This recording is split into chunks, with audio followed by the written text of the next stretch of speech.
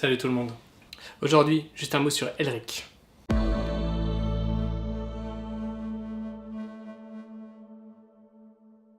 Elric est donc l'adaptation en BD de l'œuvre de Michael Moorcock aux éditions Glénat, avec Didier Poli et Robin Recht au dessin, Julien Bandal au scénario et Jean Bastide aux couleurs. Petit pitch. Après avoir dominé le monde pendant des millénaires, Melmy Bonnet s'est renfermée sur elle-même. Décadent, ses habitants s'abandonnent au plaisir des sens, aux orgies, drogues, tortures et hommage à leur maître du chaos. Elric est leur empereur, mais Albinos est de santé fragile, il est obligé d'absorber des drogues à longueur de journée pour pouvoir tenir debout. Il est l'amant de sa cousine, Simoril. Il est le pire ennemi de son cousin Hircon, qui le trouve trop faible pour diriger l'Empire, qu'il veut voir de nouveau dominé, par la violence et la peur, les jeunes royaumes qui s'émancipent de plus en plus. Alors, roman, illustration, jeu de rôle et bien sûr livre, l'univers d'Elric a été retranscrit sur de nombreux supports. Il ne manque que le jeu vidéo au final. Non. The Witcher n'est pas l'adaptation d'Elric, même si les deux héros se ressemblent pas mal. Les romans Elric datant des années 61, alors que The Witcher date des années 90, on se doute de qui s'est inspiré de qui. Mais je ne vais pas débattre sur l'affiliation entre les deux œuvres. Par contre, si vous voulez le faire dans les commentaires, allez-y.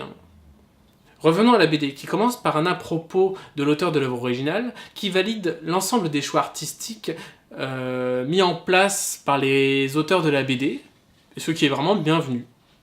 Il y parle de sa vision de la décadence, qu'il a essayé d'insuffler dans ses œuvres, et que les auteurs de la BD ont réussi à retranscrire parfaitement.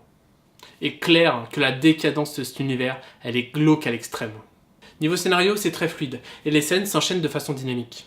Je ne sais pas si le storyboard a été fait par Brandel ou Poli, mais il y a une vraie maîtrise. Du découpage, du cadrage, et de tout ce qui est hors champ. Il y a de grandes variétés dans les planches, et on passe d'un gaufrier classique à de très belles incrustations par exemple. Pour pinailler, je pourrais dire que j'ai trouvé sur les deux tomes que la forme des cases en elle-même manque un peu de variété. La seule originalité se trouvant au niveau de la planche 29 du tome 1. Côté dessin, c'est beau, dynamique, vivant. J'ai eu un petit sentiment de brouillon dans le tome 1, mais ce sentiment a complètement disparu quand j'ai lu le tome 2. Pour la couleur, elle respecte parfaitement les différents environnements. Peut-être un manque de lieu à dominance vert, mais c'est compréhensible au vu du contexte des BD. Espérons que cette dominance du rouge et du bleu soit compensée dans le tome 3, qui devrait permettre de voir apparaître des paysages un peu plus variés, ou du moins différents de ceux du tome 1 et 2. Conclusion, c'est vachement bien. C'est tout. Et c'en est presque triste. Bon, je développe un peu. Elric est une très bonne BD, et c'est sûrement également une très bonne adaptation, au vu de ce qu'en dit l'auteur des romans, justement. Et je me ferai sans doute mon propre avis dans quelques années, quand j'aurai enfin rattrapé mon retard de lecture. Niveau ressenti, concernant le tome 1, ma première lecture m'a vraiment soufflé, j'ai été captivé par cet univers. Mais après relecture, j'ai eu comme un petit sentiment d'instabilité. Le tome 2 fait complètement disparaître ce sentiment, mais on y perd un peu en immodération, j'ai l'impression.